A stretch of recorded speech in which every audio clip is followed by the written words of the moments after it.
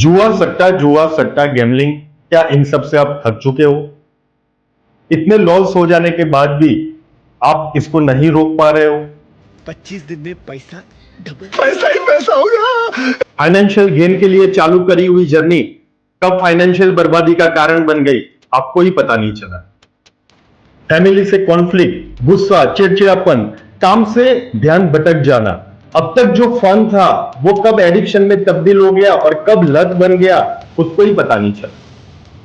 यहां हमने पैटर्न देखा, जो स्टॉक मार्केट में है वो सुबह 9:15 हुए नहीं उनका ट्रेड लेना या तो स्क्रीन के सामने बैठ जाना।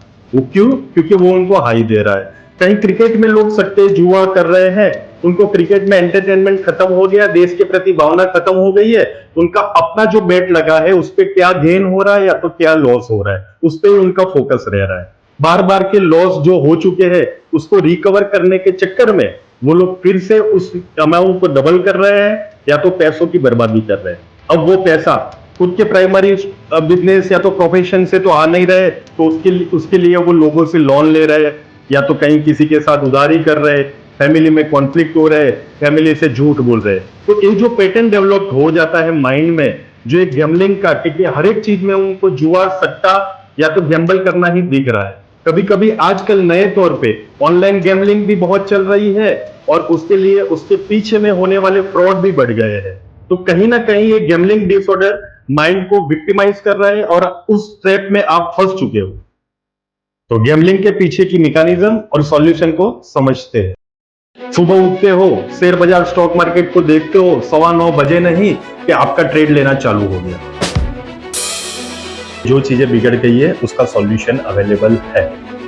अपन इसमें से बाहर आ सकते हैं और आप एक फ्री लाइफ जैसे पहले आप जी रहे थे, वो without stress, without tension, peacefully, जो स्लीप आपने बहुत सालों से खो दी है उसको भी वापस आप ला सकते हो। तो गैम्बलिंग के पीछे जो माइंड में रिवॉर्ड सिस्टम बदल गई है, जैसे कि पहले जो न्यूरोट्रांसमीटर नॉर्मल वे में चल रहे थे, अब वो गैम्बलिंग से ही हाई मिल रहे हैं। इसके पीछे बार बार जानते हुए ये पर्सनल लॉस, फाइनेंशियल, सोशल सारी चीजें बिगड़ती हुई देखते हुए भी आदमी उसमें से बाहर नहीं आ सकता खुद ही खुद, क्योंकि वो रिपीटेटिव मैनर उसकी डेवलप हो जाती है और वो अब एडिक्शन में चला जा चुका है।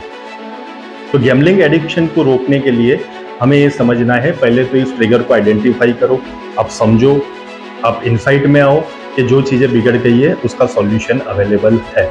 और कुछ वे में हम साइकोलॉजिकल थेरापी, रिलैक्सेशन थेरापी और सम मेडिसिन हेल्प के साथ अपन इसमें से बाहर आ सकते हैं